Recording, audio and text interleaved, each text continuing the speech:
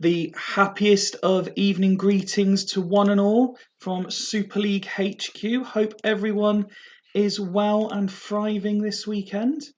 Fifey here, as always, with your Sunday instalment of the Super League. Still the biggest and best CM0102 content available. And tonight, as promised, we are joined by the man who jumped on briefly midweek, caused absolute carnage, and then disappeared in disgrace. Good evening, Mr. Rob Marshall. Good evening, Mr. Stephen Fifey, and good evening, Super League fans around the world.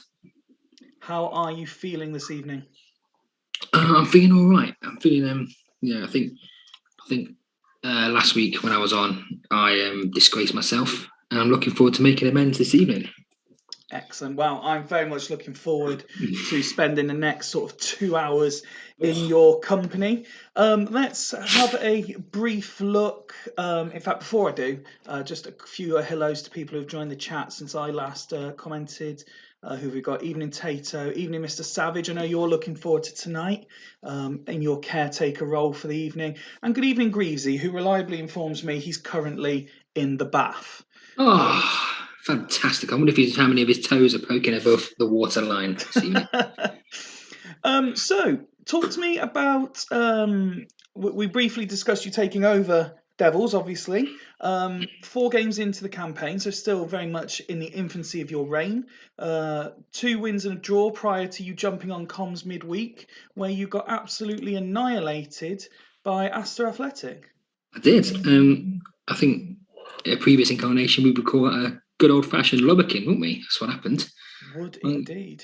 I got an absolute. I don't think my second half tactics helped. That was mainly due to the alcohol consumption. But you can't make excuses for 2 shots or game, especially with that side. I think this just proves that I have absolutely no idea what I'm doing at all.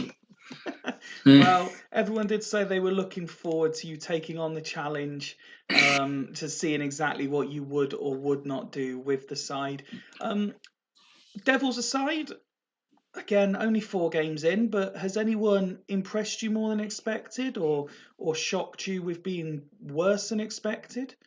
Oh, just before we go anywhere further, just want to say good luck to Macca and Mrs. Macca. I know they're expecting any time now, but he can still go fuck himself. He would. He would. Would avoid any more kids. The arrogance of the man is unparalleled. I think he would. Haggis, I don't like seeing Haggis up there, but that won't last for long. They've had their moment in the sun. They'll be going down quicker than a bird from Edinburgh's knickers before you know it. What else have we got in there? Halls will fall off as well. You're just gonna have the same old 6 degenerates in the top. Apart from me, I'll probably finish 7th, and Sloss will finish 6th just to take the piss and confound my legacy. Well, let's have a look.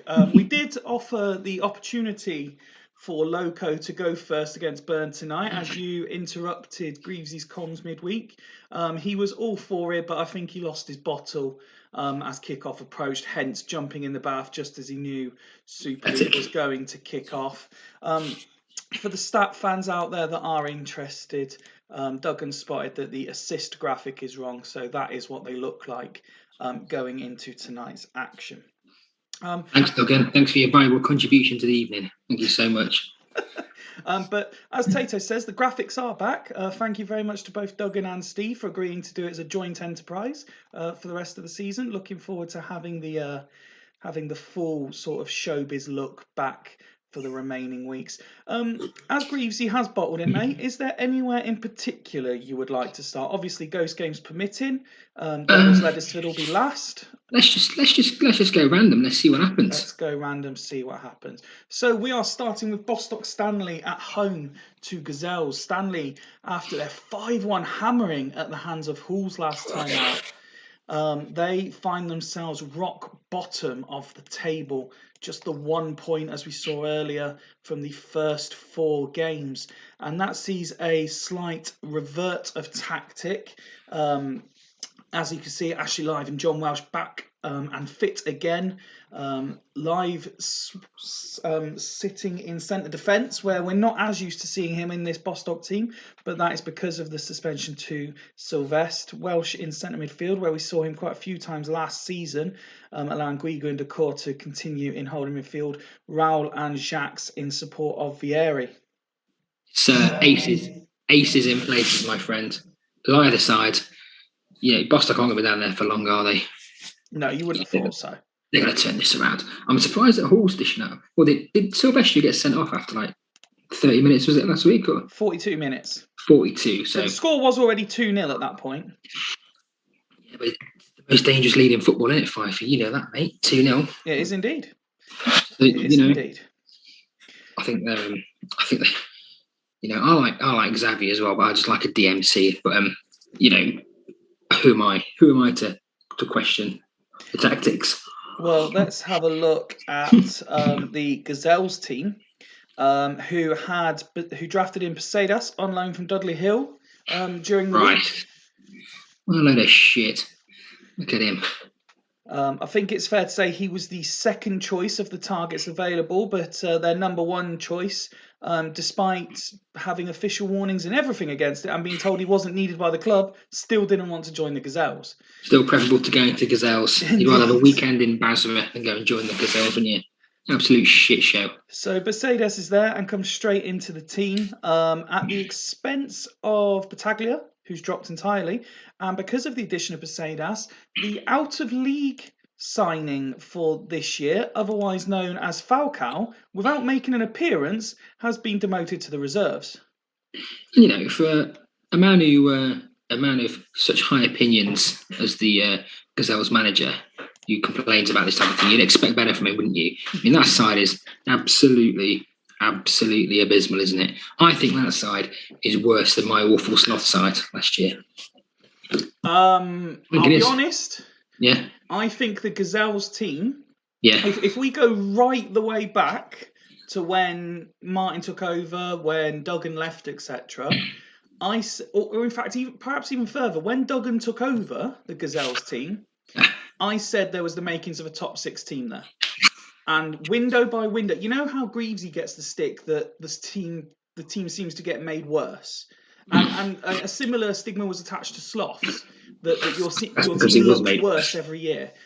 I think Gazelles have been made worse in terms of on paper. And we know the game isn't played on paper, but on paper, I think manager by manager, window by window, they've made what was a potential top 6 squad a lot worse. Nicholas No-Mate's on the bench as well, which is surprising. Yeah, that's one of the changes for the team. So he started last time out. Madeira starts tonight. Brave. So Udeze and Mourinho, 2 games ago, lined up like this. For the last game, they swapped sides, and now they revert back again for this one. However, that might have something to do with losing 3-0 to Leddersford last time out as well. Sadorf with a 5, Battaglia with a 5.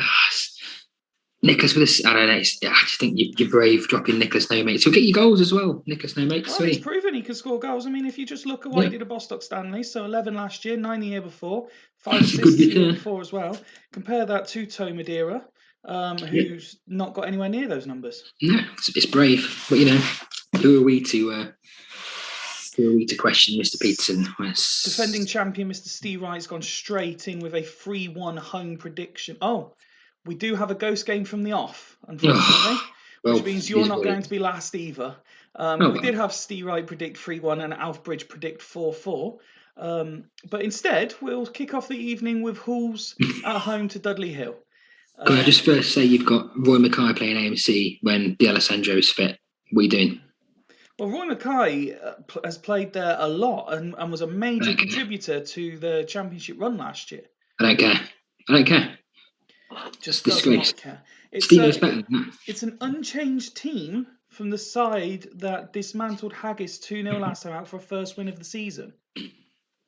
Yeah, file that under things that everyone loves to see. The more Campbell loses, the better, because that prick is fucking unbearable, isn't he? He's absolutely unbearable. Dickhead. So... Apparently Jens has asked for a late kickoff. I haven't seen that. Where did he ask? He asked for put it in 18 minutes ago. Can I go on after? And like, okay. Apparently nobody wants to play tonight, so we'll go to the next one down, and that would be Astor versus Dragons. Hopefully Alf and Duggan will have no issue actually playing their fixture tonight. Alf's around. Alf will be good for this. He'll be fine. So let's have a look then at the home side. And unsurprisingly, after their romp last time out, Alf went completely unchanged. Well, when you beat the best side in the league on paper, you'd expect him to stick with it. I'm surprised that Alf didn't just change things up and put some kind of mystery 15-year-old in there that we'd never heard of. But he's gone for it.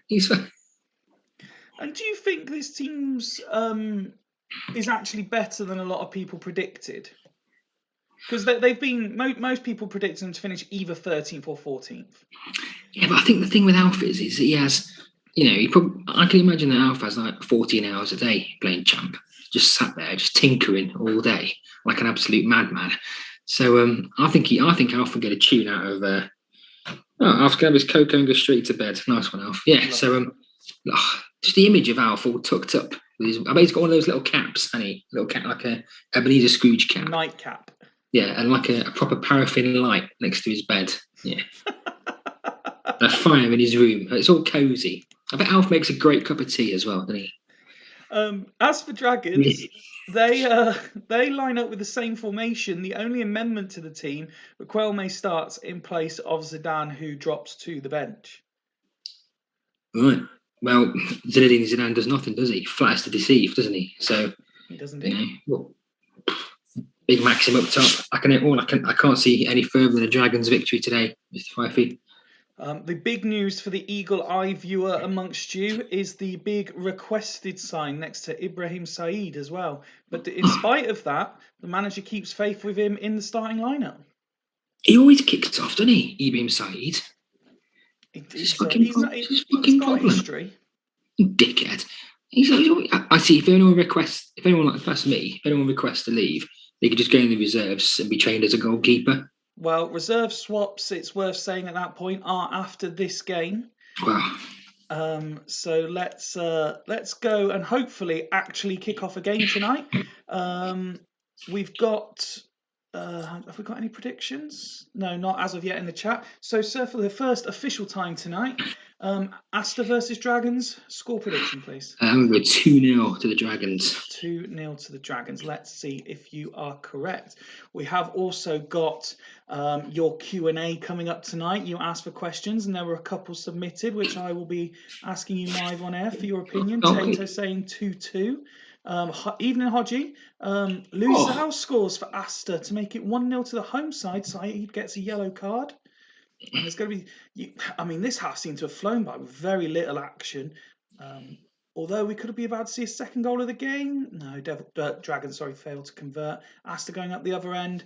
The half-time whistle is blown, and it is Astor Athletic 1, Dragons 0. Astor scoring with their only shot of the game. Dragons managing a couple more, but only having the one on target. This has been a fairly poor advert for the Super League, hasn't it? First game of the night, and you've been served this absolute shit sandwich. These boys should know better than this.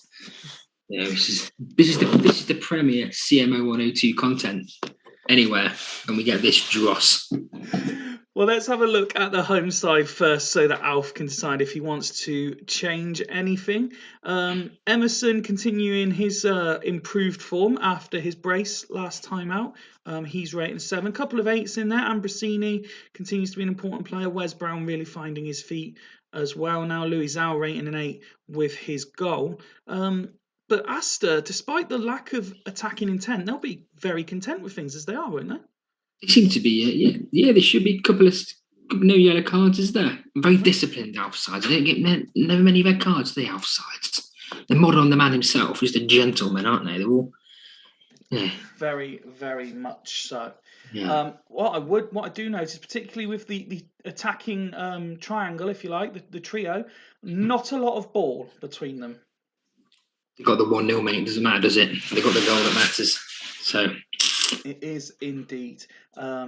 Yes, Hodgie is here to watch Mike Savage take charge of Sloths. I hope you enjoyed Benidorm, mate, and good luck in your new job tomorrow. Let's have a look at Dragons so Doug can see what he wants Hang on a to second. do. Has Hodgie is he gone from stag do to a new job? Yeah, so he's back from his stag do and starts his new job tomorrow. Jesus Christ. I know. That's pretty much what I said as well. It's a brave man. Alf asking if they're all fit because he can't see the screen. Well, it's no different to normal, Alf, but the lowest rated fitness is Emerson and Finnan, both on 85%. Anyway, back to Dragons. They do have the yellow card for one-to-one Ibrahim Saeed. The share of the ball is a lot better, I would argue. Everyone except Sigalka making passes, but he's there to shoot and nothing more. But they're just not quite as, or they haven't quite been as effective as Astor.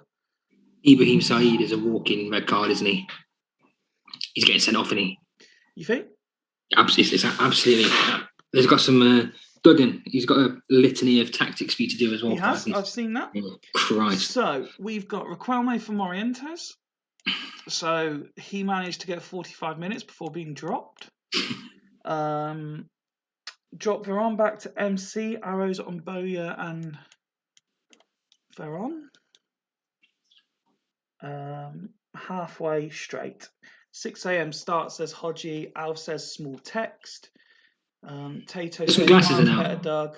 Or some binoculars. Mike saying that Hodgie is a Herculean effort, and Alf deciding that they're all fit enough to last to the hour mark. So let's resume the action and hope for something a bit more exciting. Alf definitely likes a fit young man, doesn't he? So there's a yellow card, I believe that was for Emerson as Dragons come forward, and then almost the whole of the 60 minutes flies past. But we do manage to stop it, I believe, on 67, 68 minutes.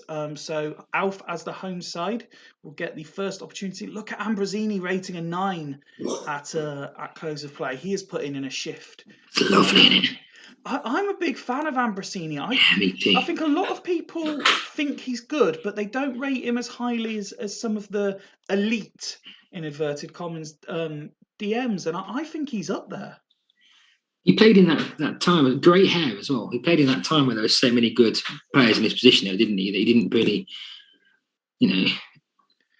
Alf asking who's unfit. It depends what your class is unfit. So Emerson is on 78, Finnan is on 79, and the next lowest would be Placente and Liverani, both on 87. Alf, I hope that helps. Alf's obviously lost his glasses this evening. And his mind. But yes, Ambrosini did have fantastic hair, on your point. Oh, lovely. As did, what's your favourite footballer's hair? 5 feet over here. Your favourite footballer's hair?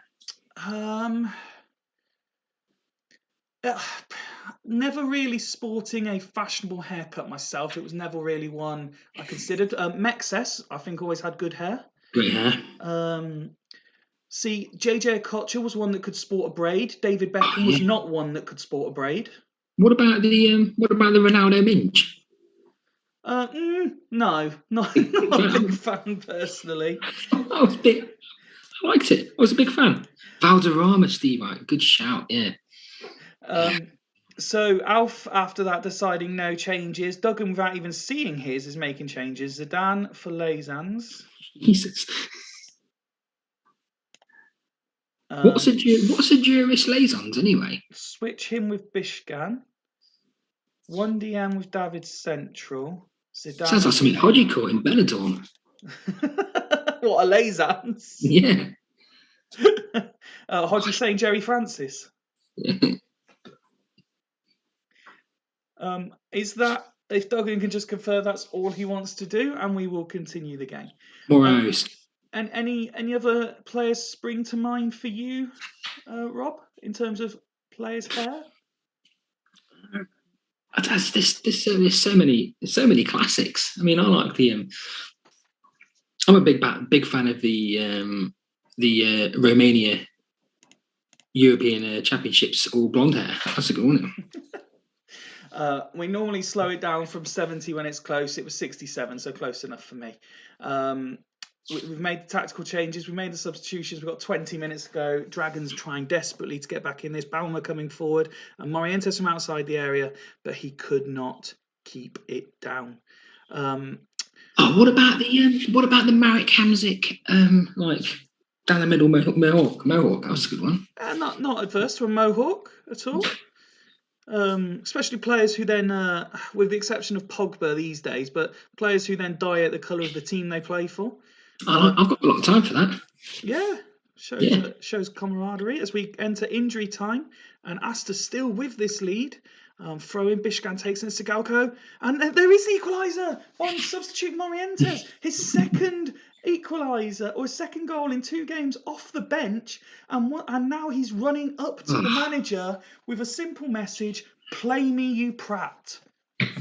Alf was already stirring his cocoa, getting his socks on, getting on his pyjamas, hat on, crawling under his bed like Ebenezer Scrooge. And now you fucked it from Duggan. Thank you very much. Morientes doing his best Ole Gunnar Solskjaer impression at the moment, scoring 2 games in a row off the bench. They created slightly more chances. I mean, the second half was even, on target. Both teams quite Well, actually, no, I'll tell you, like, Astor were fairly efficient. They just couldn't convert any more of the chances.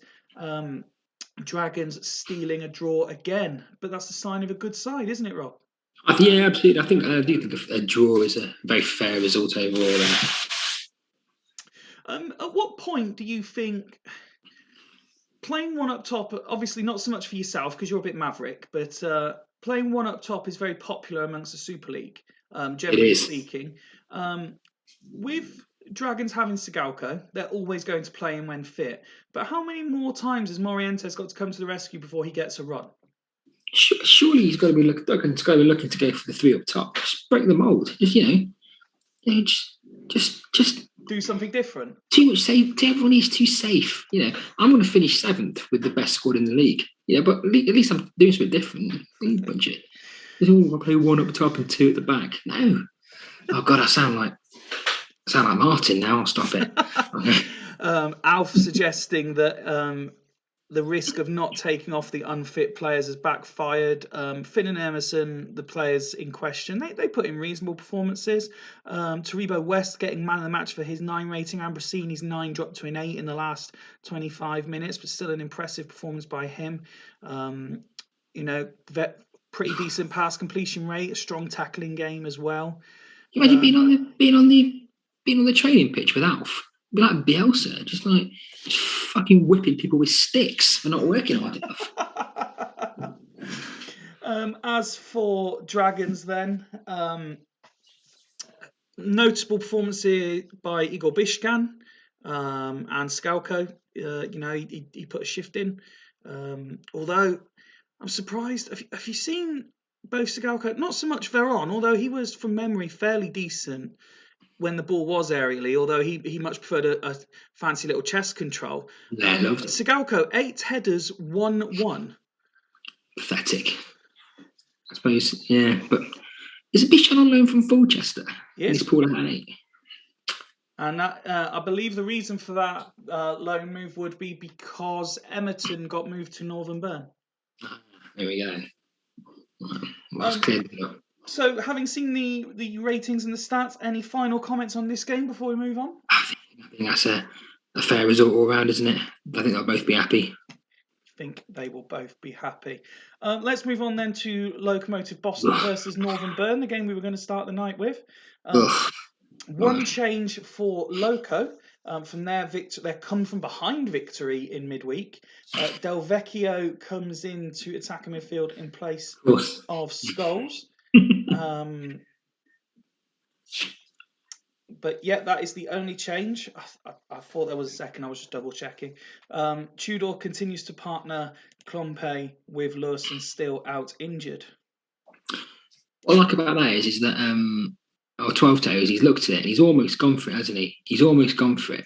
And you can see he's held back a little bit. Do you know what I mean? He could easily get those arrows up on Bobby Carlos and Sanyo, couldn't he? Northern Burn are here for the taking. They've been shit so far this year. So I think, he's just You know Greaves's, don't you? Greaves's the guy at work who clocks out at he stood by the machine at 1 minute to 3 every day, waiting to go. And do you know what I mean? He does exactly what he needs to do. And no He more. never got you out. He's the fucker who takes the last hot water out of the kettle and doesn't put it back on. That's the type of guy Greavesy is. As for Northern Burn, you described them as being shit so far this season, and I think to an extent Ian would agree with you. Although if you look at the stats, they've not exactly been outplayed by anybody, but only 2 goals scored so far. Last time out was the 1-1 draw with Dragons. Again, as we've just seen, Morientes scoring late to level things up. This is how they line up. A tactical change, and then Totti comes in for Morgan in the only personnel change. I think you'll find it was a certain former manager of the Spartak Sloths that pioneered the Totti central midfield role. So you're welcome. Thank you very much. And Brozek, Robin, Cliver. I mean, Northern Burn's going to turn it around sooner or later, aren't they? And hopefully tonight is the night. Well, let's find out if tonight is the night by asking you for a score prediction, please. 7-0 Northern Burn. 7-0 to Northern Burn. I'll settle for 3. But you'd settle for 3. Greaves is saying, I've got a bad feeling about this game. Good. Let's find out. Steve Wright saying that Totti needs an arrow. Montella opens the scoring, though, for the home side to make it 1-0 on 11 minutes. Burn's issues continue. Robin picks up a yellow card. And another yellow card handed out to a Burn player as Loco continue to come forward. But offside. And another offside. Burn trying to turn the screw, but every time they do, Loco go on the counter.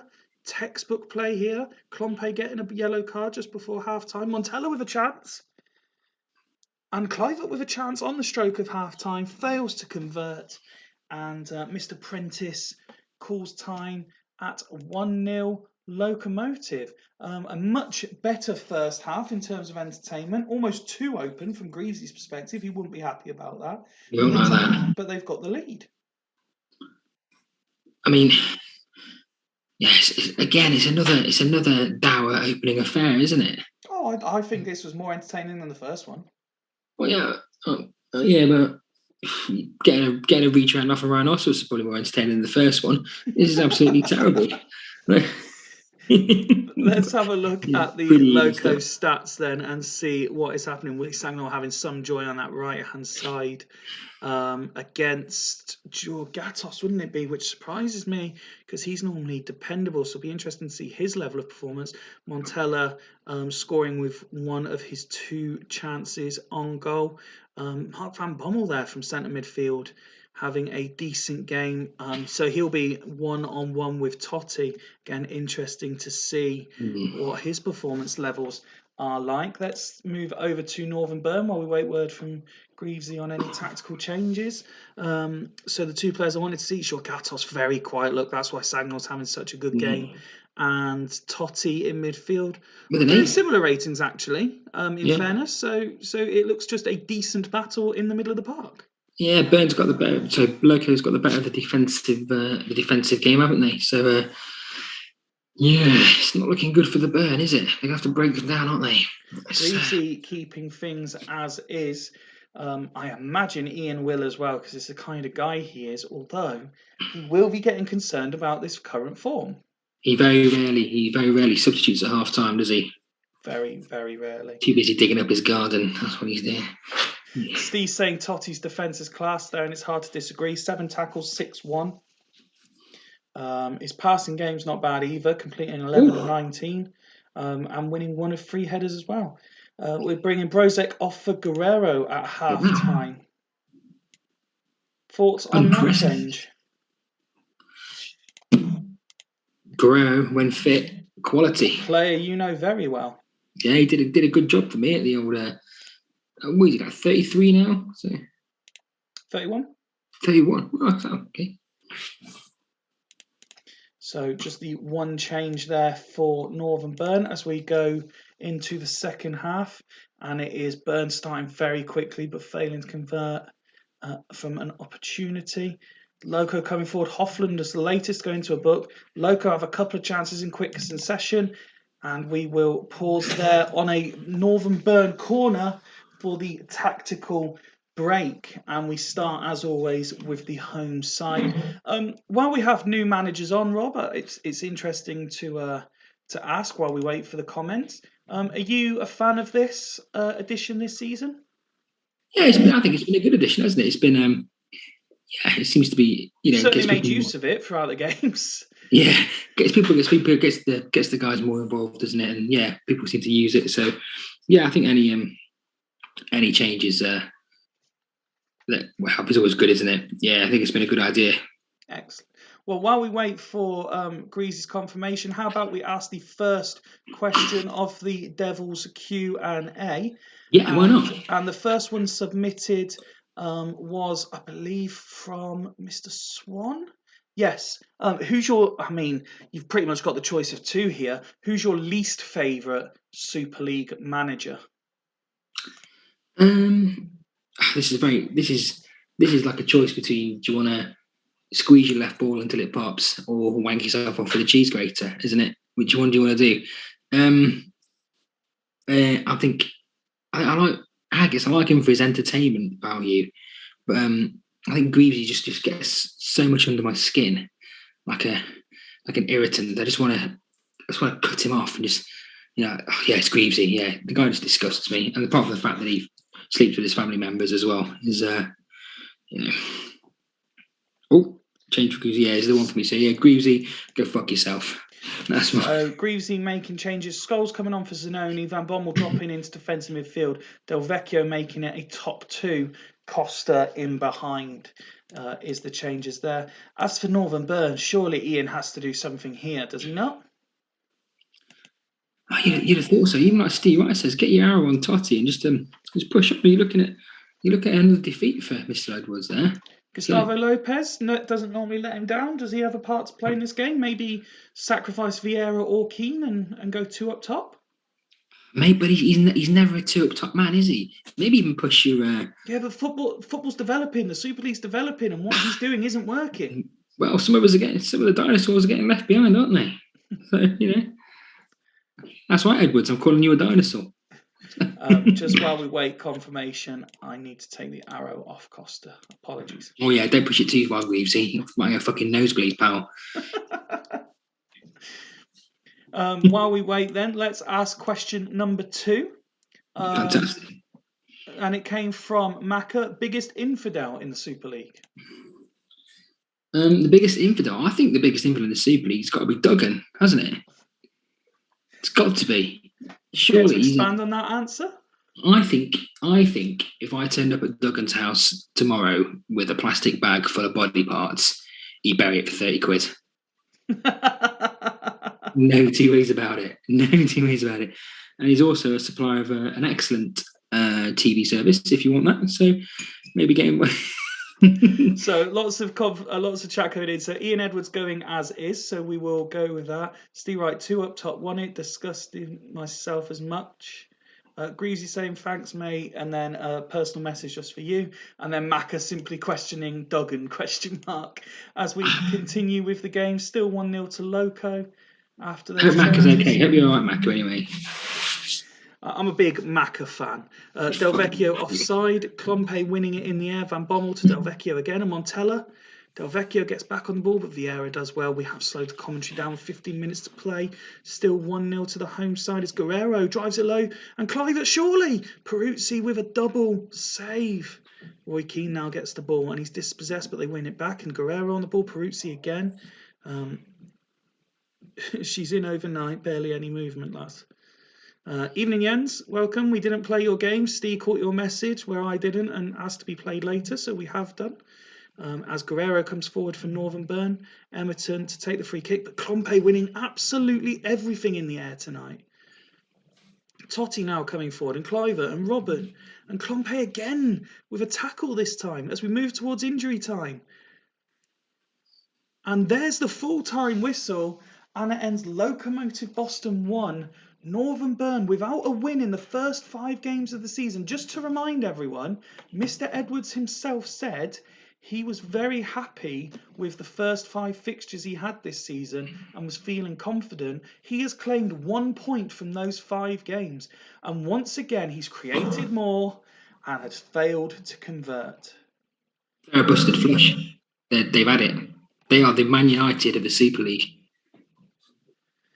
Tato, Bobby will come when it's ready, Mac and my man sending love.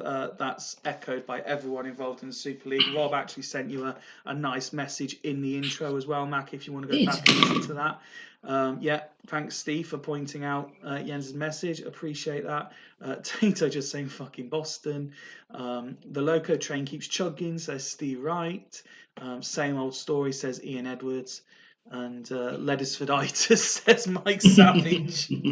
Let's have a look at the victorious home side. And unsurprisingly, I mentioned it. Look at those figures by Klompe. Massive, yeah. Absolutely massive performance by the man. I mean, completing 34 of 43 passes, winning 11 of 14 tackles, and crucially, winning 7 out of 7 headers as well. What a performance. Fantastic. Tudor with a big 9 as well. Pruitt with a 9. It's another, I hate to say it, another defensive, I don't want to say masterclass, another shithousing by Boston, isn't it? Absolutely. Absolutely indeed. Campbell needs a win now, says Hodgie. Let's have a look then at Northern Burn. And the thing is, for the most part, as we seem to say every week, if you cover the score and you just look at the ratings, they're not actually that bad. It's just not quite happening. It's not, is it? No, he needs to get, again, another man who needs to go 3 up top. He's so scared and stuck in his ways. Fucking dinosaur of Tyrannosaurus Edwards. Come on, mate. You need 3 up top. Come on. Well, at some point, I appreciate we are only 5 games in, but with teams picking up points, you can't. Even Northern Burn don't want to fall too far behind. But congratulations, Greasy. Loco win again after a stellar performance from Klompe, Peruzzi and co. That brings us on to Fulchester versus Haggis. And 3 up top. And Fulchester have gone 3 up top. Van der Laan picked up Young Player of the Month after a string of impressive performances at the start of the season. Not too shabby at all, I'm sure you'd agree. Not too bad, all the bands. And interestingly, whether there's a fear maybe of Haggis's attacking intent so far this season, Nedved's dropped to the bench, and although they've got the absolute Goliath that is Nicky Butt in that holding midfield role, 2 defensive midfielders and centre mid as well. He's but he's got that attacking, Van der Vaart, Beckham, Shevchenko, Ronaldo, Corendini playing against. You don't need to be scared of Haggis's attacking threat. Jesus. Fulchester are top of the league, of course, with a very impressive 10 points from a possible 12. Last time out, they had the 0-0 draw with Fulchester. Let's have a look then at the Haggis side. And that sees one change again. Joe Cole coming into centre. Is that the attacking threat? Casas and Viduka? Fucking hell, it's not Mark Cousins, is it? Jesus Christ. Well, in fairness, Viduka's got 3 goals and an assist in his first 4 games. Casas has chipped in as well, 2 goals in 4. When you just think that we've seen title favourites Northern Burn draw blank again with Patrick Cliver up top, Ian's clearly doing something right. Are you touting Haggis to win the title? Is that what you're saying? I'm just calling it down the middle, as all good journalists do. It's up to you to have an opinion. Okay. I think we know. So, yes, just the one change. Joe Cole coming into midfield. Kaluzhny dropped entirely. Stam, Samuel and Yeremies continuing in front of Casillas. Obviously, you're going to be opting for a Fulchester win here, but by how many is the question? Well, but to be fair, Macca's probably on my, after Greaves and Haggis, he's probably third in the line of, people not on the Islamic All Stars Christmas card list, but the constant berating he gives me. So, you're hoping for a 0-0 then? I hope it gets called off. What's the weather like? Off. Yeah. Let's find out if you're right. Yes, Steve pointing out the the sheer quality of the Haggis squad by having Del Piero and Smith on the bench. Hoping for postponement in the studio, and Haggis on 12 minutes through Casas. There's that attacking intent that Haggis have, and after already seeing Loco win tonight, Comandini levels things up for Fulchester. Rob's head's in his hands. He can't even celebrate a Fulchester equaliser. Haggis coming forward again, looking to go ahead again before half time, but in a very, very quick first half. It ends 1-1. Fulchester with an Astor style one shot on goal, one goal. Haggis creating a little bit more, but failing to get them on target. It was very quick. Ian Edwards predicted 1-1. It is 1-1. Still hoping for that postponement? You can dream, but one all will do me now. Yeah. Speaking of postponements, I'm interested in your thoughts on what happened in League Two yesterday, if I may, with Bristol Rovers nearly costing themselves promotion by coming onto the pitch 7 minutes before their game finished. Absolutely, that was absolutely mental, wasn't it? They won 7-0, didn't they? They needed to win a 6-goal swing, and they won 7-0. They needed to beat Northampton's result by 5 goals, and Northampton won 2-1. Yeah, it's ridiculous. Absolutely ridiculous. Yeah, by 5 goals. So Northampton won 3-1 and Bristol Rovers won 7-0 against a bunch of teenagers. But in injury time, the fans ran on the pitch and the official had to come on and say, if you're not off the pitch in 5 minutes, we're abandoning the game. Have you been to Bristol Rovers? Yes, once. It's the part of town it's Absolute shithole. It's like Kabul. Yeah, right? Indeed. I can't imagine how bad it was there last night. Jesus Christ! Yeah. Well, there were videos passed around social media of fans sat on top of, again inverted commas, landmarks, drinking cans of very cheap sort of supermarket own brand lager, pissed up, singing "We Are Going Up," and fair play to them. It just means we don't have to knock them out in the playoffs when Swindon obviously romp their way to Wembley, starting with Port Vale. As are Nottingham Forest on their way to Wembley. Yes, well, me and you can have the weekend in London. How's that? I can't wait. Fulchester making a change. Ronaldo for Figo at half-time. Maka never afraid to drag off a striker. We will have a look at the Haggis team here. You question the attacking intent, but Bruno putting in a decent first half performance. Casas obviously with the goal.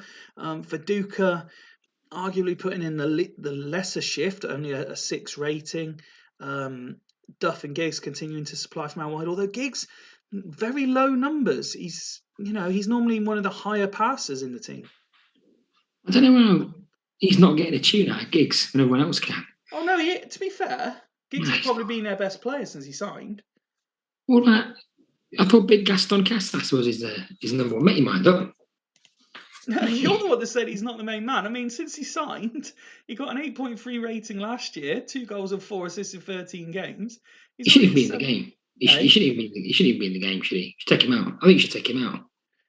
Greaves is saying that Notts County are also on their way to Wembley, and that he will be joining me when Swindon get there, when we play probably, is it Mansfield or Northampton, I think, in the final? Let's just get through Port Vale first. Who did Forest get in the end? Have you got is it the Midlands derby, like the East Midlands derby with Sheffield United, or did you? Yeah, we got Sheffield United. Well, they're South Yorkshire, aren't they? But they're our big rival, Sheffield United. I went to the game when they knocked us out of the playoffs 21 years ago.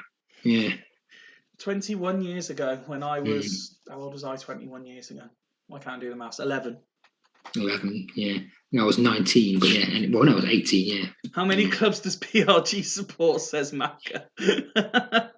I believe his dad's a Swindon fan for his sins. We've discussed this. Notts County is like Carball, says Creasy. Yeah, it is. Well, to be fair, I mean, I went to Forest once, and I quite like where the 2 grounds are situated on the along the little. On the Trent. Yeah, across the. Yeah, we got the cricket ground there as well, haven't you? Yeah. Nice little area that. I've seen worse.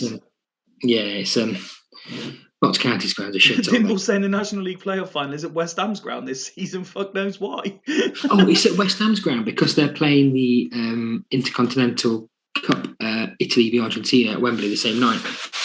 What and where is a car ball, says Jens. Ian, is Ian even in the chat? We're holding fire for him. I have seen him earlier, but he's not. He says roll, please. He says go with it. Oh yeah. Sorry, I saw all the other comments. I didn't even see his.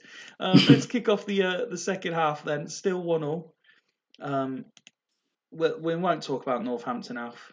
Yap Stam scores his first of the season. There was absolute scenes at Oldham as well. I don't know if you saw that. Oh my God. All that time fly past. I'm trying to stop it for the tactical change, but it is 2-1 to Haggis. 73 minutes. We stop the clock with Fulchester. Do you see Macca amending it? Could Nedved come on? And this is he's got to take one of these two midfielders off, surely. Macca's missus is about to, Macca and his missus is about to welcome a beautiful baby into the world. And that night's going to be tarnished by a defeat to fucking Campbell. You're fucking ashamed of yourself. Every day you look at your child on their birthday, and that'll be the day that you got beaten by fucking Campbell. Nedved is coming on for Van der Laan and drop Figo back to AMC with an arrow up. So Fulchester making a tactical amend. As for Haggis, do you expect Ian to change things around at this point? Probably not, because I don't think he will, but we shall see. We never know what the enigma Campbell's going to do we? He's probably on crack or something, isn't it? Not if the wife holds off for 2 more hours, says Mac. Yeah. While we wait for Ian, shall we bring up another Devil's question? Yeah, why not? Yeah. Next up will be the one from Martin. Not necessarily a subject matter that I'd want to be getting too involved in, but I know you don't care about such things. Favourite religious text to set fire to in public? Jesus Christ. The favourite religion. Surely, what's it called? What's the Hindu one called? Is it the Bhagavata, the Hindu one? Because they're not really a violent, the Hindus are meant to be the chilled out, non-violent people, aren't they? So let's set fire to the Hindu one and see if we can get a scrap with some Hindus. Yeah. I'm not saying the obvious one because I don't want to get my house set on fire. Comandini must score. Comandini levels things up. Haggis didn't make any changes. It's 2-2. My co-commentator punching the air in celebration. This is all going according to plan for him now. Casas is brought down though, and Haggis get a free kick. Mendieta takes it. And Samuel with the header deflects off Lucio and goes out of play. Now Comandini coming forward. Comandini continues to go forward. Saved by Casillas, but he's let it run free again. Viduka bizarrely back there, defending and clearing the danger. Mendieta now, and Casas, he breaks it off through, and Casas, speculative effort, Buffon puts it out for a corner. Viduka off the bar from said corner, and we are well inside the final 5 minutes now before injury time. Haggis coming forward again. Can they take the lead for a third time? Heading towards injury time, 89 on the clock, Shevchenko, and now Nedved, Shevchenko again, and now Viduka coming forward. But Buffon has the ball, rolls it out to Lucio, and Fulchester come again. Good sliding tackle though by Yap Stam, and there's the final whistle, and pretty much as you would have hoped for it, Rob, a 2-2 draw. Delighted. There was some drama at the end there. Viduka having one off the bar, Casas breaking the offside trap and firing straight at Buffon. Fulchester having a chance or two as well inside the last 10 minutes. Certainly a better game to watch. Yeah, fantastic stuff. I'm just happy that Macca can now go and look his family in the eyes, and he's not let them down, which is, Not let them down, indeed. Let's have a look then at Macca's side. And Comandini, after his brace, picking up the Man of the Match award. Decent ratings all round. Nicky Butt, as usual, doing Nicky Butt things. Lucio not shirking any responsibility either. 8 tackles, 7 won. 5 out of 5 headers won as well. Monster performance from him. Massive stuff. Yeah. Nicky Butt 9s again, as you can see. Missed the consistency. Indeed. As for Haggis, they continue their decent start to the season. Mendieta picking up his own 9 rating, as did Casas. Bruno's rating dropped to a 6 in that second half. Samuel also on a 6. Yap Stam, a solid performance from him as well, putting in a lot of tackles. And Joe Cole not known for his aerial prowess, but winning 4 of 7 headers. Yeah, Joe Cole's done all right in that centre mid, hasn't he? But surely you'd be having, you'd be looking to get rid of Bruno for Del Piero, wouldn't you? Surely. Well, that is one for Ian to decide for next time out. Next up, we have got Churchtown, and they host Spartak Sloths under the management of Mike Savage tonight. Hodgie is in the stands watching, recovering ahead of tomorrow morning. Let's have a look at what Dimble has done, and a slight tweak. You could see them a scorer with the little sideways arrow from centre half, and Dimble, one of the few managers happy to play an orange injured player, although he is on the bench, but seeing Santa Cruz as a better option than a fully fit Salas or Rivaldo. Well, who are we to question Dimble? Absolutely no one. Dimble proved last year what a good manager he is. I'm not too sure about the Moscoro little into the middle, but whatever floats your boat, Dimble's very in-depth thinker about this. He looks at the opponents, and the tactic always looks very similar, but there are very subtle changes each and every game. If a manager, the one thing that's interesting about this one is if a manager was to come up against Churchtown and completely change what they do, that Dimble would have no idea, and that's kind of what he's got here, because he's not up against Hodgie's team. He's up against Mike Savage's version of Hodgie's team. Has Mike Savage been allowed to do what he wants to? Yeah, he's had full reign, as you will see shortly. Fantastic. Last time out, Churchtown drew 0-0 with Fulchester. That sees them currently sitting 9th in the table. No, I'm not. I didn't see it.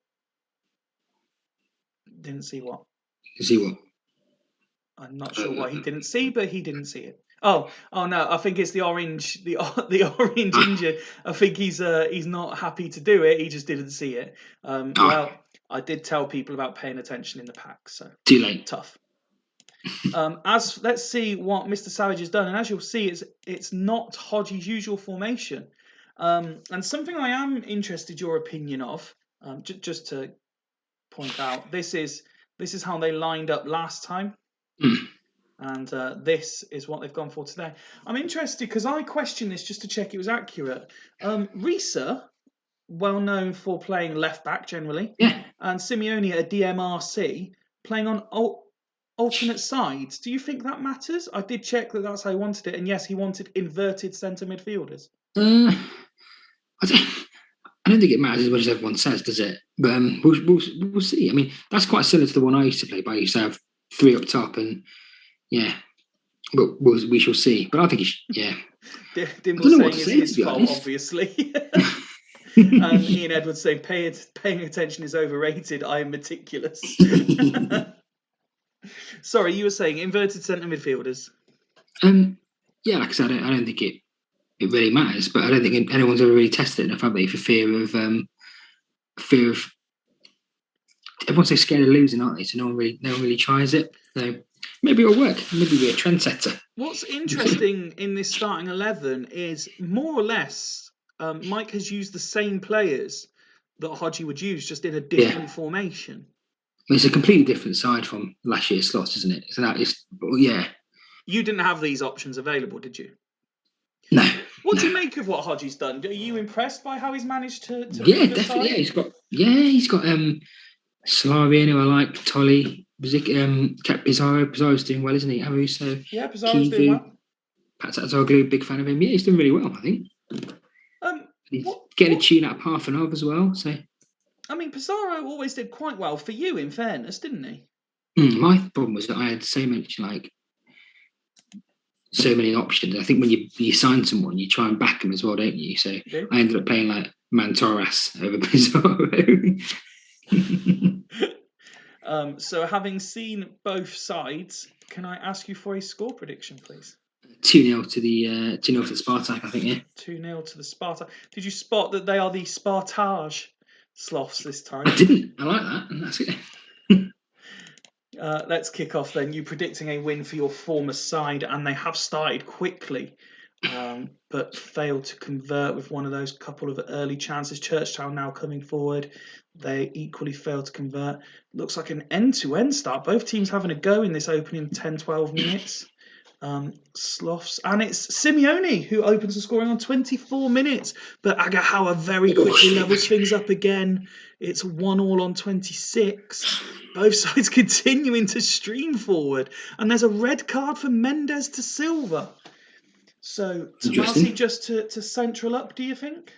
That's what I'd be looking to do, but I say Dimble's here, so I'd be looking to do that. Petrov is there. He can play defensive midfield. Obviously, Mills on the bench as well if he wants to. He likes his man in the middle, though, doesn't he? So he does indeed. While we wait for Dimble to make a decision, another question from the Ask Devils. Yeah. This one comes from CM0102 Smuts. Which of the Disney... this is very good for you, given your parental responsibilities. Which of the Disney princesses is your favourite, and which one would you like to take to Pleasure Town? Can that be two different princesses? It can be. I think my favourite's probably... Rapunzel is probably my favourite. Okay. Any particular reason? Just because she's been locked in a basement for a couple of years. She's not been in a basement, she's been in a tower. Well, tower, basement. One's underground, one's overground. You're not getting out either way, are you? What was the guy called? What was the guy called in Austria? Who Fritzl. absolutely Fritzl into next week. Anyway. And then which one would I take to Pleasure Town? I think you can't look any further than Ariel. Okay. The reason being is she was like a fish, half a mermaid. So she gets a pair of legs, she gets a brand new vagina. Let's try it out.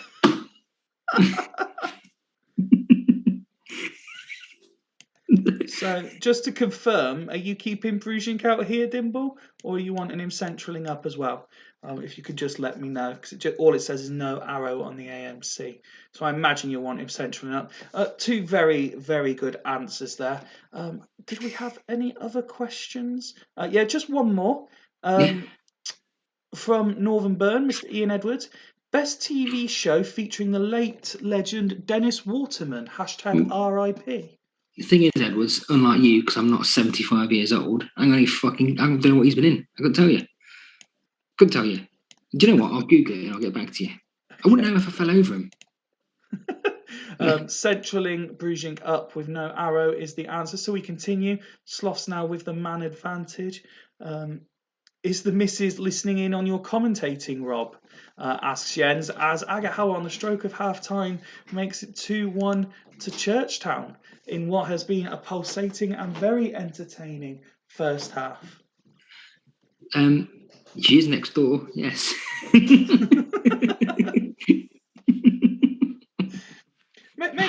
Maybe the now current Mrs. Devil would like to come in and just offer her opinion on a game or two. I don't think she would. I don't think she would at all.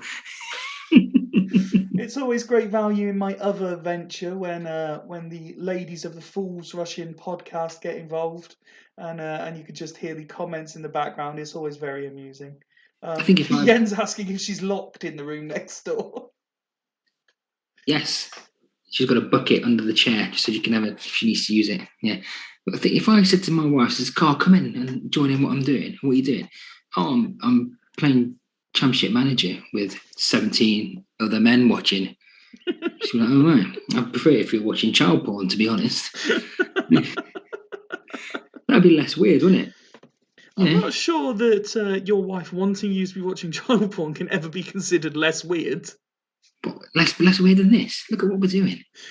Let's move on and have a look at the teams in particular. Churchtown responding very well to going a man down by going a goal up. What are we doing, lads?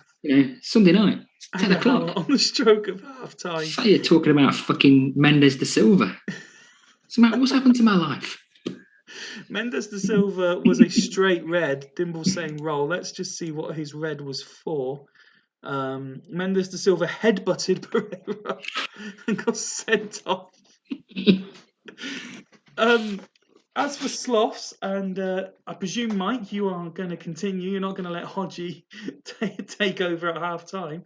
A lot of sixes there for Sloths. Just to remember, Mr. Savage, you are allowed tactical as well as personnel changes at this time.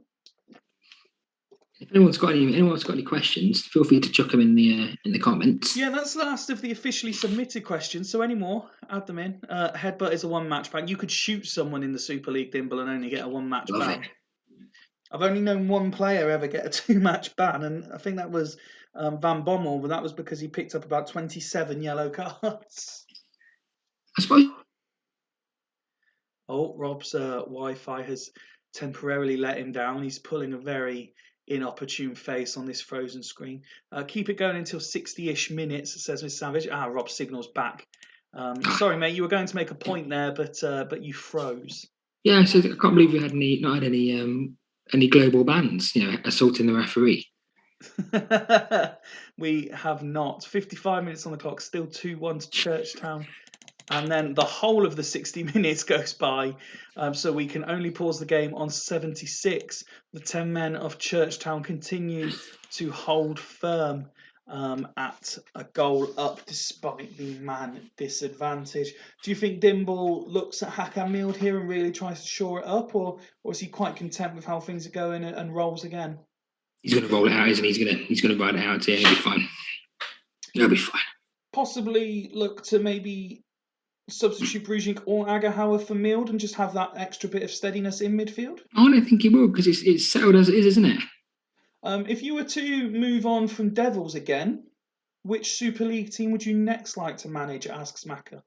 I would take over Haggis and absolutely decimate them and just make sure they have the lowest ever in what probably the final iteration of this league is, have the lowest ever score, most red cards, lowest ever goals, lowest ever points.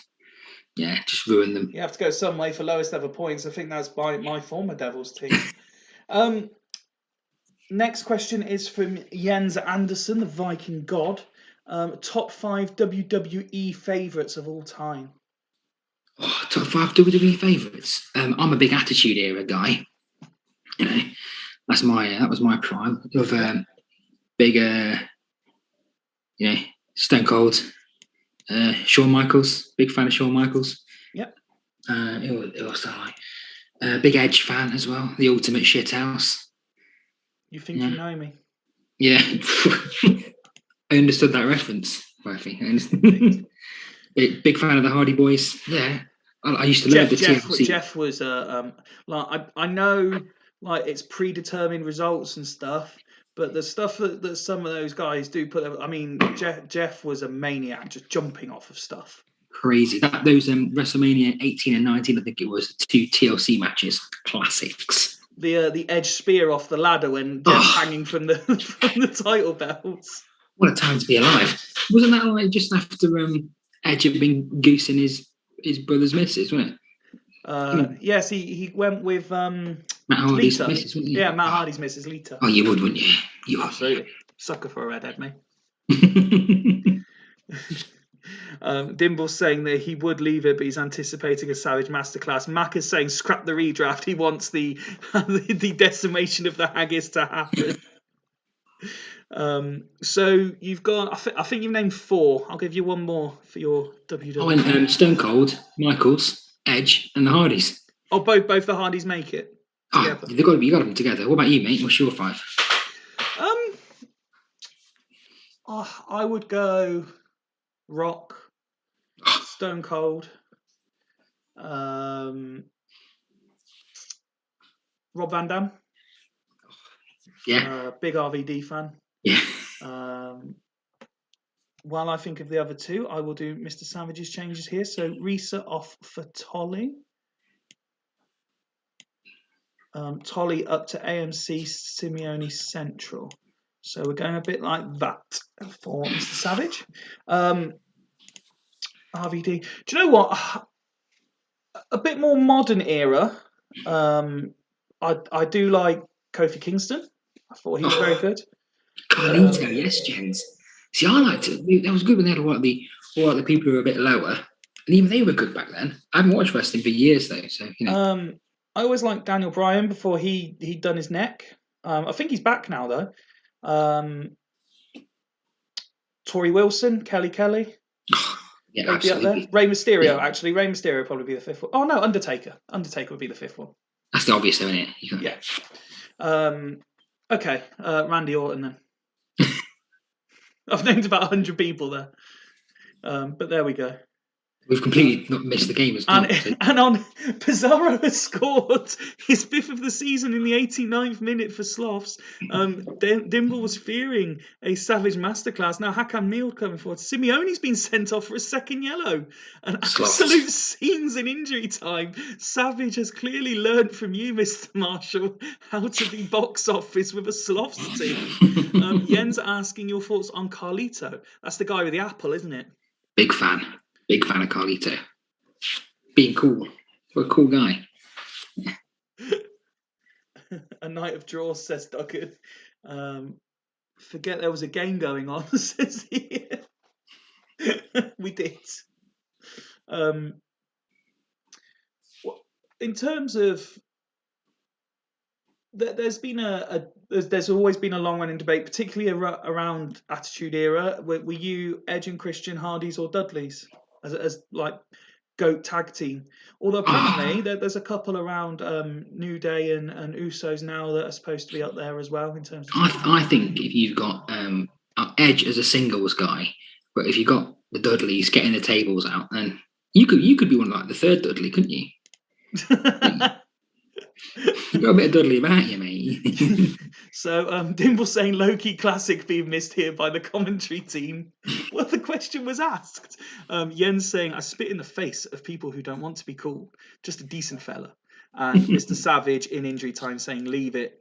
Will we get any more drama? No, that calls full time and a 2-2 draw. And a very entertaining 2-2 draw. Whilst Pizarro scoring late in this low-key classic, as Dimble called it, before Simeone got sent off and made it 10 men apiece. Certainly worth the admission fee, this one, Rob. Yeah, even if just for the commentary chat about wrestlers. Yeah. I feel we spoiled that bit there, lads. So yeah, sorry, but whatever. It's nice to have decent content. Well, yeah, and or if not decent, different content. Yeah. Let's look at it the other way. Is there could you name 3 wrestlers who were well hyped and you thought were absolute dross? Well, I thought were dross. Chris Masters springs to mind. Oh, well, no, that guy had the master lock. He was awesome. What about the great Carly? I was on. The great Carly. Yeah. What about that guy who was the English guy who used to dress up as a pirate? What? There was an English guy. There was an English guy and he used to dress up as a fucking pirate. I only really know 2 English wrestlers anyway. Well, 3 if you include Paige, but I only know of 2 English wrestlers anyway: William Regal and Wade Barrett. Well, you decide who the English pirate was. His name was Paul London. That was it. I've just googled him, and he used to dress up as a pirate. He was quality. He used to swing down in the thing. Yeah. Volodenkov put it in a man of the match performance for Churchtown. Agahauer, as he so often does, just pops out of nowhere with a stellar performance. I mean, 2 goals from 3 shots, all 3 on target. He was certainly taking authority. He had more shots than he had the same amount of shots as the rest of the team combined from centre midfield. Ian Edwards saying Davy Boy Smith. British. And Dimble saying one day he will beat Mr. Savage. Let's have a look at what the Savage Sloths did tonight then. And Shane Tolley coming off the bench with 7 performance. Only 2 players rating an 8. 1 got a red card and 1 was the goalkeeper. So Churchtown might look at those ratings and feel harshly done by, but Mike will be delighted that he's had another run out in the Super League and managed to get an official point for Hodgie's team. I'm sure Hodgie won't be too upset by what he's seen tonight. He'll be happy with that. It's always nice to come in and not get embarrassed, isn't it? Absolutely. Congratulations to him. Commiseration, Dimble. But 2-2 draw and entertainment. Any more questions, feel free to fire them through. Otherwise, we will keep moseying through the fixtures and discussing wrestling. We're back at Halls Dudley. Did we actually finish talking about the teams, or did Steve stop us in time? I think we got into my chat about D'Alessandro. Yeah, because you'd already discussed Mackay. I think that was where we were. Yeah. Anything further then you'd like to say on the defending champions, who, it's worth noting, at this point, 4 games in, they might find themselves 7th, but still unbeaten. One of only 2 sides unbeaten. Yeah, that's important, still isn't it? unbeaten after tonight. They're not getting beat, are they? They're solid at the back as well with that Ferdinand Thuram, so they'll be all right. Steve's boys will be all right. Yeah?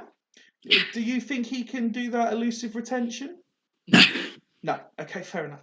But you expect them to finish top 6? I think they're shit. I think they're very strong favourites for a top 6. Yeah, absolutely. As for Hulls, last time out, as we saw earlier, they had that hammering job over Bostock Stanley. They find themselves 3rd, 7 points from the first 4 games, and they go as was from last time. Vogel continuing to lead the side from centre midfield, Collins in support of Crespo and Roberts. Yeah, that Rustico and Verdevan Runye just would worry me if I was they need to shore that up.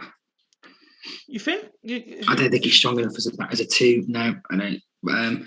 But he's scoring plenty of goals, isn't he? So they have conceded 6 in the opening 4, so you might have a point. I think they're 2 perfectly. I mean, bear in mind, Rustico was he not captain of Dudley when they won it last time? And Sol Campbell's essentially been one of the best and most consistent centre backs in the Super League. Alfred, hang on a minute. Alf has just said Paul Burchill, the pirate. He's right. That's right, Alf. You're right. Paul Burchill was the pirate. Yeah. Thanks, Alf. See, Alf's got my back. You said earlier you expected Hulls to drop off after a good start. Why do you think that? Because I don't think it's fair that someone can be as handsome as Jens and be in the top 6. Fair enough. It's just not fair. In which case, could I ask you for a score prediction, please? I'm going to go for 2-1 2-1 for Dudley. 2-1 to Dudley. Alf saying this is intoxicating. I'm on my 2nd cup of cocoa. Oh. Or actually, cacao. Cacao. Oh. Bet you get some M&S as well. Oh no, they don't have M&S in the north, do they? Roy Mackay on 6 minutes opens the scoring for the defending champions.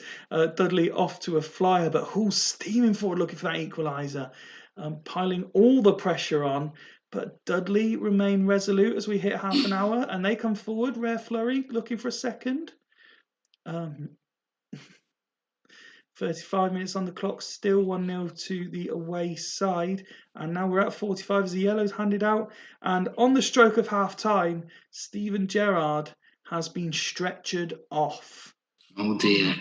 Sean Davis, the obvious like-for-like replacement. However, being a goal down, does Jens consider this already? I think Jens needs to get his balls out and go 2 in the middle, 3 up top. And let's do it. So what, maybe bring Mido on? And I'll be getting Mido on yet. I'll be pushing on. That's what I'll be doing. Jens is keeping it balanced by bringing on Davis. Of course he is, because he's weak. That's why. Strong in the body, weak of mind. And I'll just hit this so we can get to half-time. There we go. Very similar to the first game of the night. I thought it looked more entertaining than that, but both sides having 2 shots on goal and 1 on target. Yeah, it's flattered to deceive, hasn't it? It's this fixture. I was expecting, goals from the Swedish boys. Sorry, the Norwegian boys. And then it's not happened, has it? No, absolutely not. Let's look at the Norwegians first then and see what is going on. And well, all 6s for the attacking players there. Collins, Roberts, Crespo. Collins having the 2 shots, Crespo and Roberts not contributing anything really. But Jens already saying as is up to 60. So let's go straight over to Dudley Hill. They have that 1 goal lead. Although Joey Good-Johnson there rating a 5, would you be considering dragging him off at half time? Yeah, what's his options there? I know Steve likes to pull a man off at half time, but what's his Wow, this is it. He doesn't really have an obvious replacement for him. But yeah, I mean, so in your other career, let's ask a bit more of a responsible question. Oh, okay. In your other career as a Michelin star chef, yeah, in a previous life, yeah. Did you have a something that was your creme de la creme to make, and something that you'd always wanted to make, but you were never quite able to get it just right? I once made a croque en bruges, which is like a French wedding cake. Okay. And I hadn't set it properly, and then I was stood next to it before this wedding party came in, and it's basically like a big cone, like a great big cone shaped. Okay. And it hadn't set properly. You put like profiterole rolls and caramel and build it all up, and my head chef came in and said, "Everything all right?" I went, yeah, fine. And then he slammed the door, and this fucking dessert, it was about 6 foot tall, just collapsed all over the table, all over the floor. And then he came in and said, "What have you done that for?" I said, "I haven't." So why'd you do that? I was only about 17 at the time. Like, why is it on the floor? Like, well, it wasn't my fault. He's like, so then he fired me on the spot for breaking this thing. I was like, I didn't do anything. And then he so he checked the CCTV, so it wasn't my fault, and offered me my job. But I'd already stabbed one of his tyres, so I had to leave. Please tell me that whole story's true. That's all true, yes. Absolutely true, yeah. Yeah. Dimble saying in the chat that Andy Great Johnson is better than Joey Good Johnson.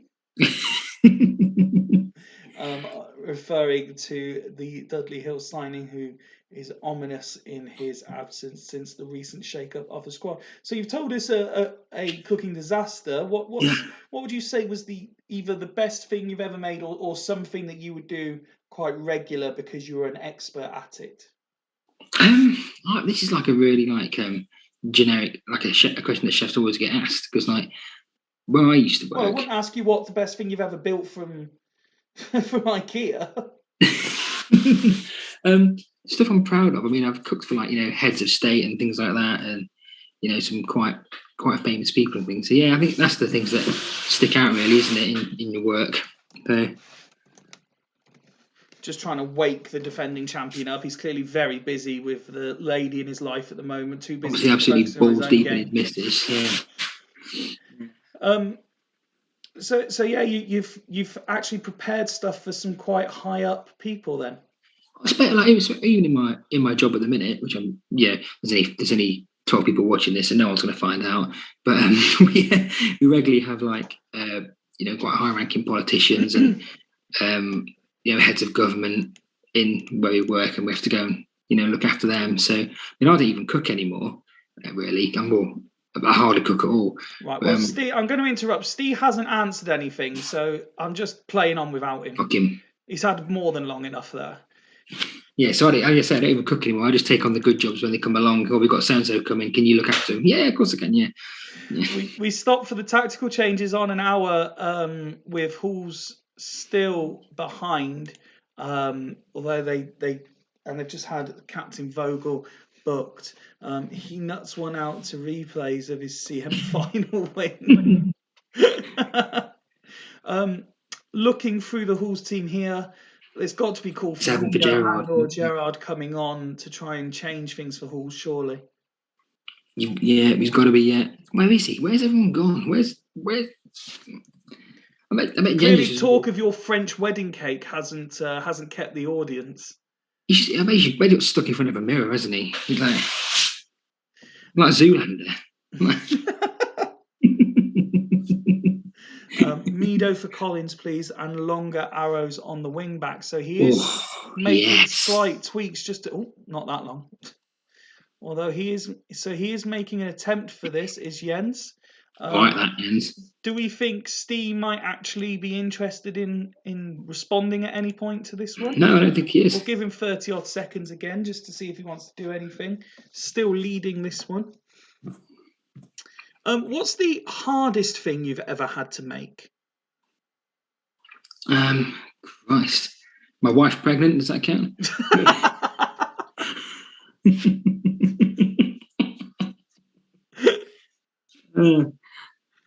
That's a really difficult question. I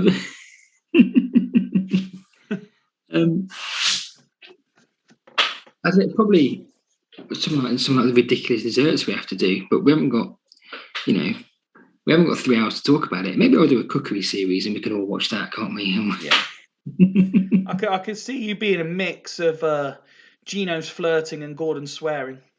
I only got into cooking because of the easy access to women. That was all anyone starts it for. Anyone else who tells you they're lying, they don't. Still nothing from Steve. He really can't be bothered with this tonight. He's obviously taking Jens for granted. So we will resume the action and see if Halls, who I'm hoping pull this back just due to Steve's lack of effort tonight. He was all over the chat until his game came on. Obviously couldn't be asked. So here come, on 70 minutes, Halls come forward again. Crespo missing the opportunity. The steam that powers his internet's probably run out. And Roberts with a header, but saved by the goalkeeper, and then cleared. 75 now on the clock. And now Vogel coming forward. Ferdinand gets a lecture and nothing more. Candea, Mido, Rustico. Candea again, bobbles loose, but Dudley retains possession into the final 10. Come on, Halls. Arthur brings it forward, though. Swings it in, but the keeper gets it. And here they come. And again, now Contra coming forward. Still Contra, but good sliding tackle. And he takes a throw in. Davis picks it up. Milewski now. But Dudley again get the ball back. 83 currently on the clock. Hall's running out of time to steal this. The longest game of all time. Duggan said earlier that this was the night of draws, so if it's going to continue, then we're going to have more late drama. 2 minutes being added on by Mr. Ogston. Johnson picks it up. And now Luca Toni, can he end it? Saviola, they get a free kick. Addo puts it in. Good Johnson, but he heads it wide into injury time. And there is the final whistle. Jens, who put in the effort, 0. Steve, who couldn't be asked, 1. And they remain undefeated and now have 2 wins on the trot. Dudley Hills really beginning to motor now. You've got to feel sorry for the sexy Norwegian, haven't you? You have, because at least he's put in the effort. Yeah. Well, piss off, Steve. Scott saying Steve is a joke, strip his title. Yeah. Jens saying shite that against a managerless team. Whereas Tato being a bit more pragmatic, Dudley back in the mix now. Let's have a look at the Hull stats. Very good performance from their goalkeeper. A couple of fine saves in that second half we saw. You mentioned the centre-backs weren't strong enough, but Rustico and Campbell both putting in decent performances, I think it's fair to say. A number of tackles and the majority of them won. Mido not really contributing. Maka saying no manager bounce. But ZZ Roberts and Crespo having 1 shot each between them, just not enough at this level, especially against the defending champions. And do you know what? I'm half.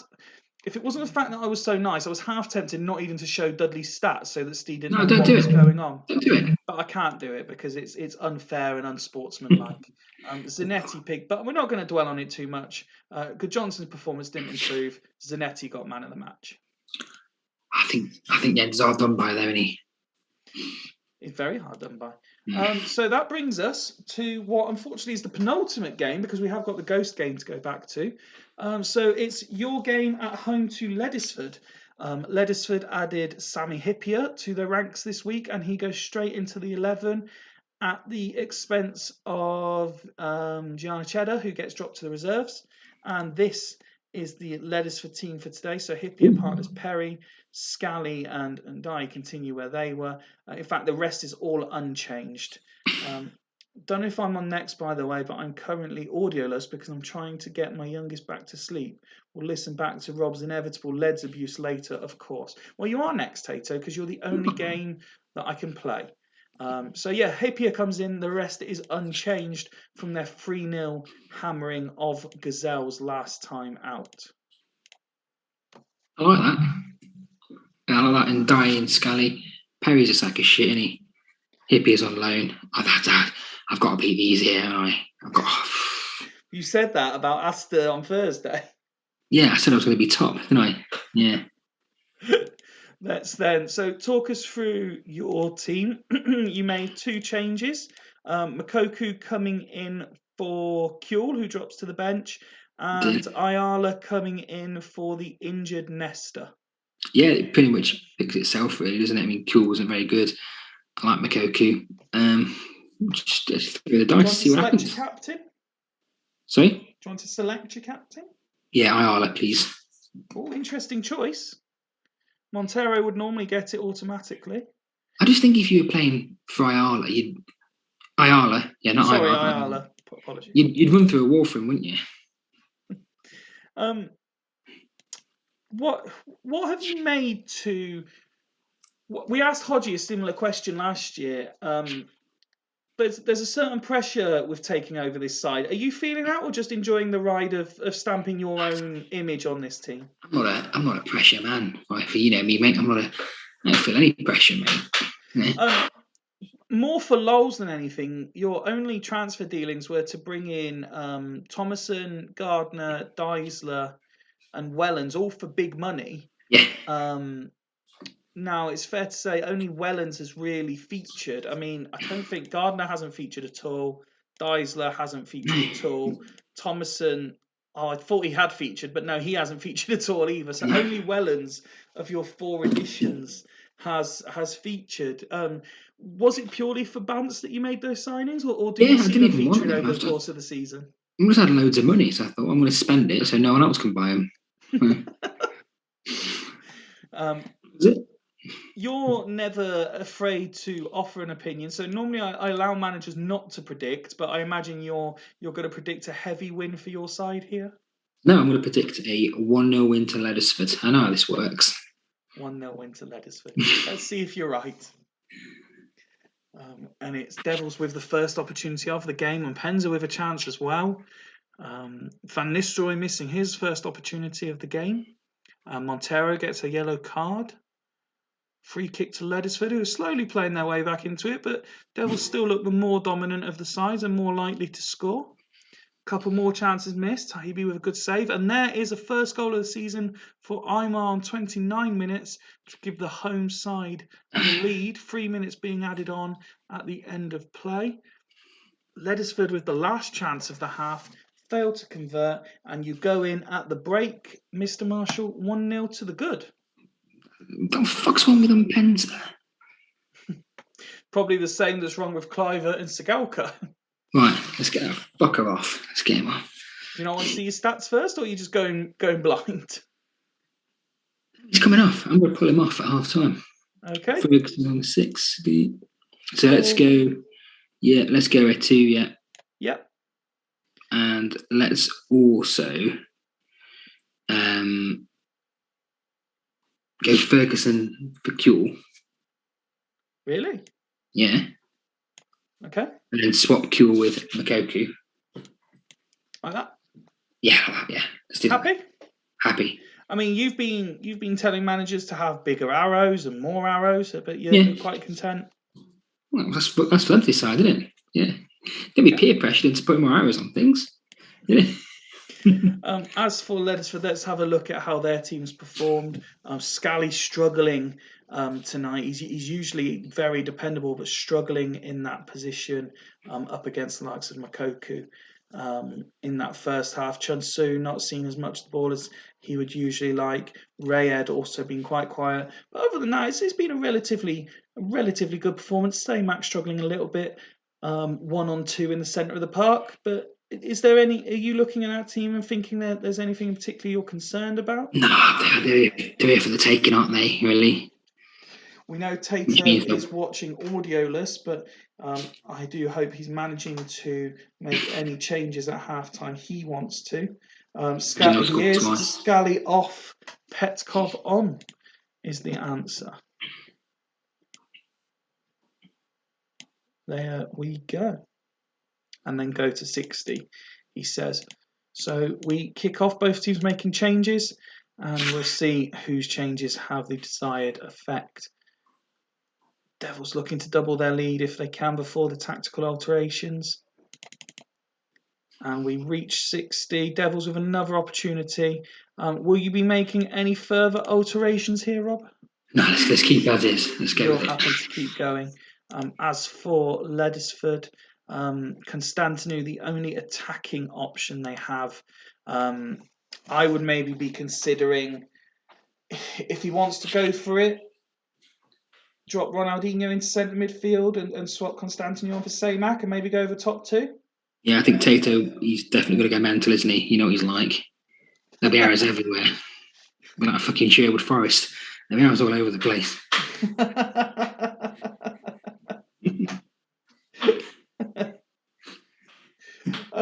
So you briefly mentioned it earlier, but how confident are you of Forest in the playoffs while we wait for Tato to make any alterations? I have already booked my hotel at Wembley. Have you? Yes. Get in. That's how confident I am that we're going to get there. And if not, it's only 70 quid, isn't it? Yeah. Yeah. Yeah, what's he gone for me? Yeah, of course he has, yeah. So Tato goes free up top, Chun So playing in behind, and he keeps his arrow as well, leaving that whole of centre midfield available for Wellens and Makoku to do with at will. But a brave move against Devils there, 60 on the clock. It's brave. It is brave. Fortune favours the brave, Stephen. It so often does. We will slow it down with only one goal in it at this point. Hippier puts in a good tackle. Van Bronckhorst now on the ball. Saraczynski. We move towards the final 10 minutes. Devils still with a 1-goal lead. Here comes Ronaldinho, but Hetzeberia went too early.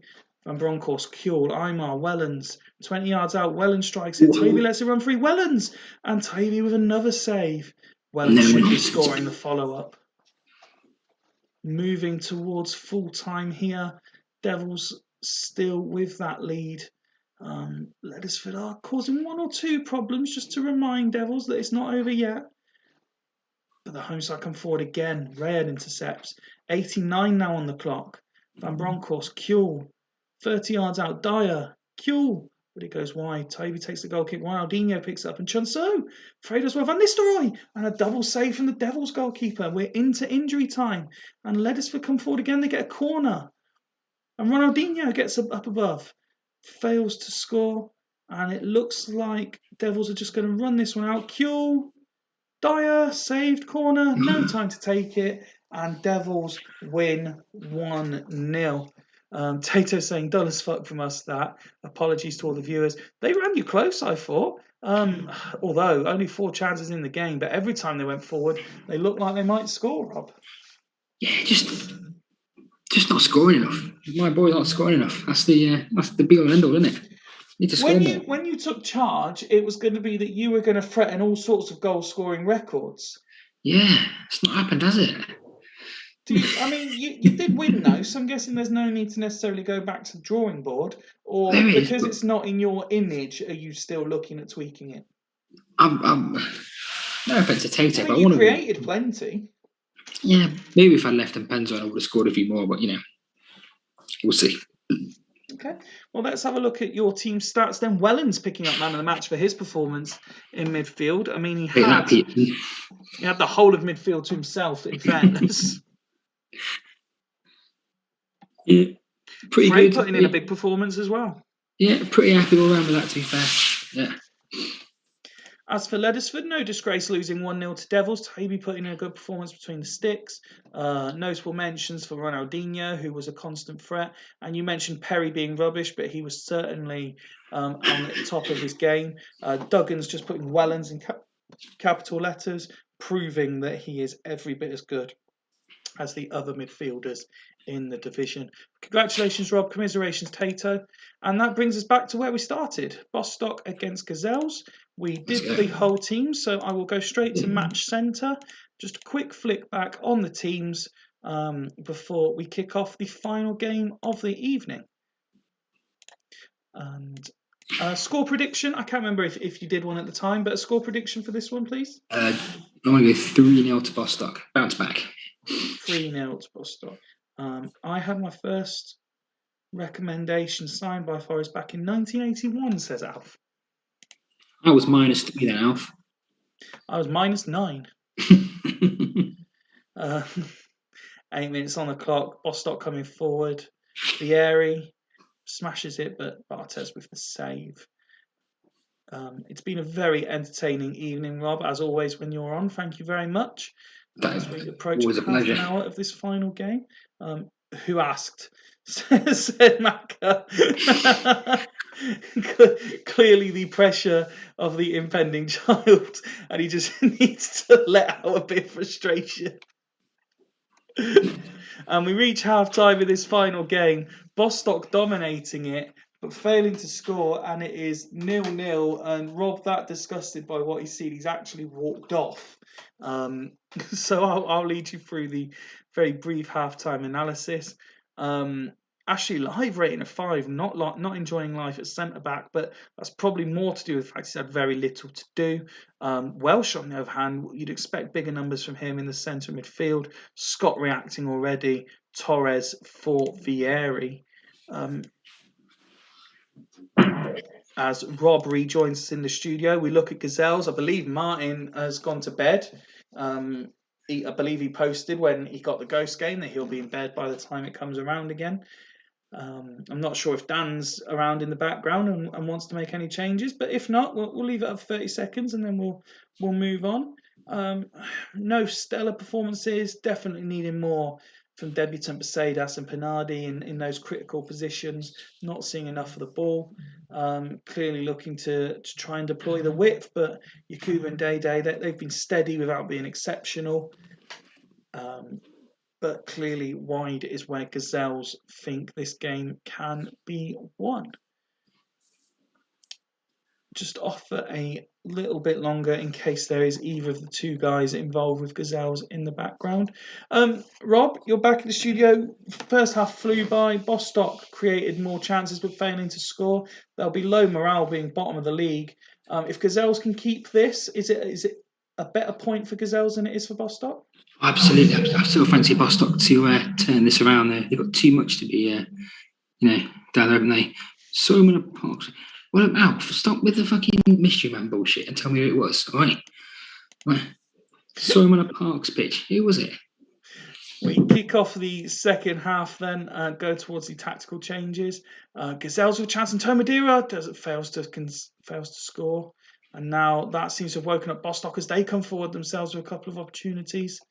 But will they leave space for the opposition? Gazelles have another flurry forward. Too busy watching the text. 67 minutes as we stop for the tactical break. Cafuze, Roberto absolutely dominating out wide, both on 9 ratings. Good performance by the goalkeeper as well. Robbie Keane coming on somewhere, do you think? Need to do something, doesn't he? But just brought on a I'll take off Jacks, go get 2 up top. It was me. So that's what he's doing. It looks like Raul, the man coming off. Yeah. Oh no, Raul up front. Sorry, and Jack's lone AMC, no arrow. So we're carrying on like this. We will offer it up for Gazelles, but unlikely they're going to change anything. Steve Wigley signed for 2,000, sold for 650. Says Alf. Steve Wigley,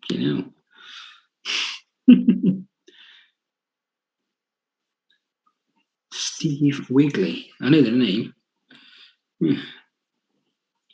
So who was he playing for then, Alfie baby, when you signed him? Well, just someone on the park.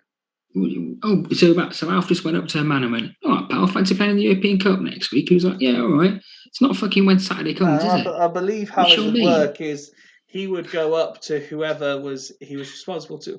Maybe even I don't know. Would it have been Cloughie at that point? Yeah, absolutely. Yeah, it was. Yeah. And he would have just gone, "Oh, I've seen this guy. I think you should bring him in for a trial." And he would have gone, "All right, then bring him in." And he went and got a contract. I know it works, Sparky. I was being sarcastic. It's not,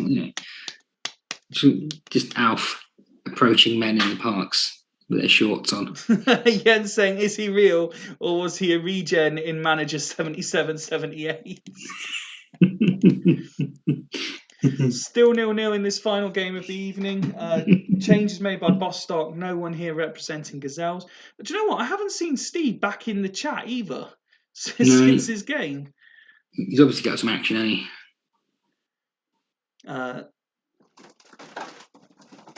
The fuck? He's been attacked by your cat again? No, he's just gone mad in the window and dashed across. Anyway, 7-4 on the clock. Alf saying non-league, played for Curzon Aston. Macca saying I know the name. Duggan asking was he wibwobbed. 78 now on the clock, still 0-0 in this early season basement battle. Jacques picks up the ball. Decor, Torres scores.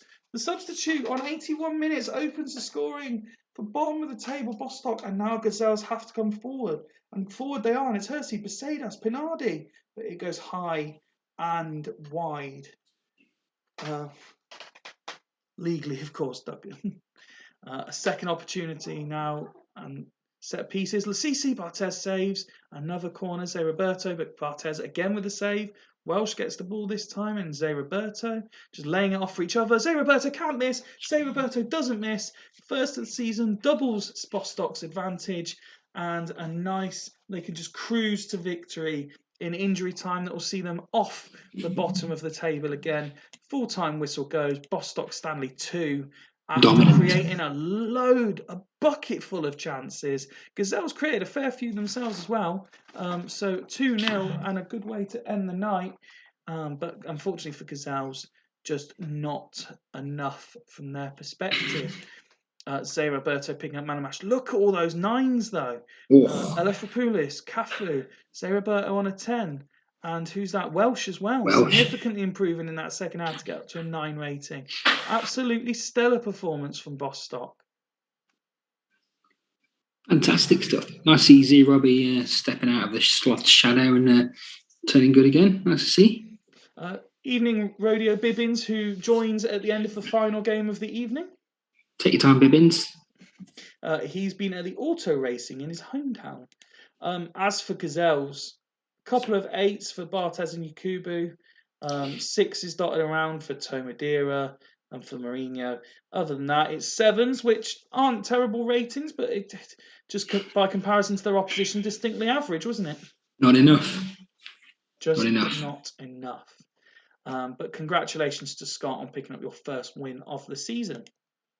And that brings us to the classified results. We had Astor 1, Dragons 1, Bostock 2, Gazelles 0, as we've just seen. Churchtown 2, Mike Savage's Sloths 2. Fulchester coming from behind twice to draw 2-2 with Haggis and remain unbeaten. We had Halls lose 1-0 to Dudley, whose manager couldn't be bothered to turn up. Loco Boston winning 1-0 at Northern Burn to really heap the pressure on former champion Ian Edwards. And my co-commentator, Mr. Rob Marshall, winning 1-0 at home to Leddersford. And that leaves the table looking like this. Fulchester remain top on 11 points. Then we've got Haggis, Loco and Devils all on 10. Dudley a further point behind on 9. Halls above the dotted line on 7, on goal difference ahead of Astor.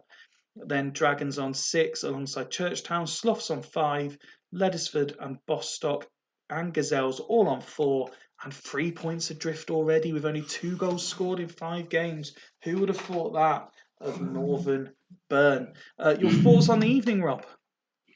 It's been lovely. Bit disappointed to see Loco in third though. I mean, it says a lot for your team that you're being beat by Loco on goal difference, essentially on goals scored. Yeah, I'm gonna come back and I'm gonna change all that. Don't worry. I mean, you know, as much as I don't need to tell you what you already know. There's a certain reputation of Devils that if Loco are outscoring you, Rob. Yeah. I'll sort it. Al's still going through his back catalogue of scout recommendations. I'm going to click on fixtures, and this is the perfect time to remind everyone that there is no midweek fixture this week, as I'm going on my first holiday in 5 years. So I won't be here to run the Super League. So the next round of fixtures will be next Sunday when I return home, and commentary will be available for anyone who wants it. And that means on Sunday we've got Dragons against Bostock. That could be a good game. Dudley, we'll get your reaction to this. Defending champions Dudley at home to Devils. Gazelles against Fulchester. Haggis against Halls. Leddersford Loco. Northern Burn against Churchtown. Can they finally get that first win of the season?